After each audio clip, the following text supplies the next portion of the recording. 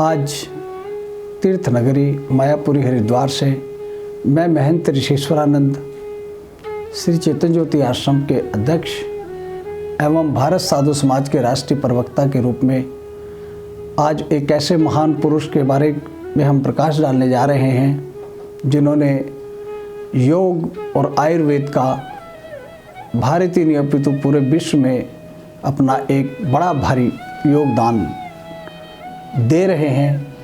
ऐसे हमारे आचार्य योग ऋषि कर्मवीर जी महाराज, इनका परिचय लगभग मेरा 1991 से मेरा उनका बहुत घनिष्ठ पारिवारिक नाता रहा।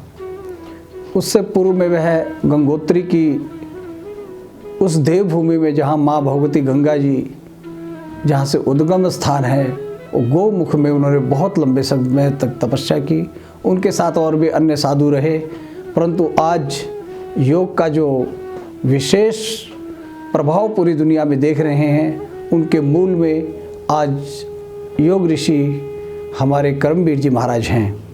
उनका सरल और उनका मधुर स्वभाव और उनकी शालीनता देखते ही एक अध्यात्म की अनुभूति होती है और ध्यान की अनुभूति होती है। वह सर्वप्रथम गंगोत्री से चलकर साधना करने के बाद वह साधना के तत्पश्चात वह हरिद्वार कनखल में आज ब्रह्मलीन स्वामी अमलानंद जी महाराज के यहाँ उन्होंने आकर स्थान उन्होंने शरण ली और वो भी एक अद्भुत संत रहे। आज मैं इस प्रणाम भारत चैनल के माध्यम से भी उनको श्रद्धा सुमन अर्पित करता हूँ। और जब कभी भी हमारे आचार्य जी इस वार्ता को सुनेंगे तो मैं निश्चित रूप से समझता हूँ कि उनको बहुत हर्ष होगा।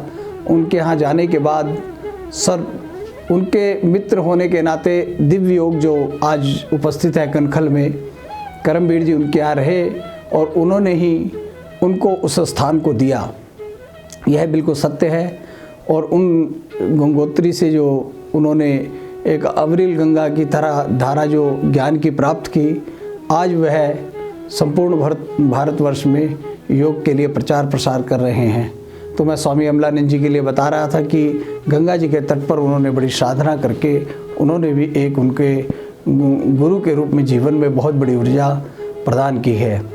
योग ऋषि कर्मवीर जी महाराज हमारे साथ लगभग जब कभी मुझे वो समय भी याद आता है कि वो अपने दिशा निर्देश में आज च्यवनप्राश और तमाम जितनी भी औषधियाँ आज संपूर्ण भारत यानी विश्व में जो जा रही हैं, वह सब अपने हाथ से निर्मित किया करते थे। हम उसके भी साक्षी रहे हैं।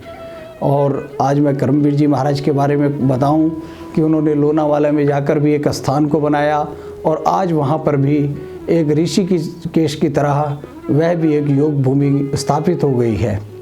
तो उनके जीवन में जितना कहा जाए उतना कम है और मैं उनके स्वास्थ्य की और उनके यश कीर्ति की भगवान से कामना करता हूँ, इसलिए कि कम से कम योग और आयुर्वेद आज जीवन को, हमारा जो पंच तत्व का शरीर बना है वो भी हमारे पंच तत्वों से बना है और यह प्राकृतिक से स्वरूप है। तो उन प्राकृतिक औषधियों को उन्होंने संचय करके हर प्राणी के जीवन दान देने का कार्य वो कर रहे हैं।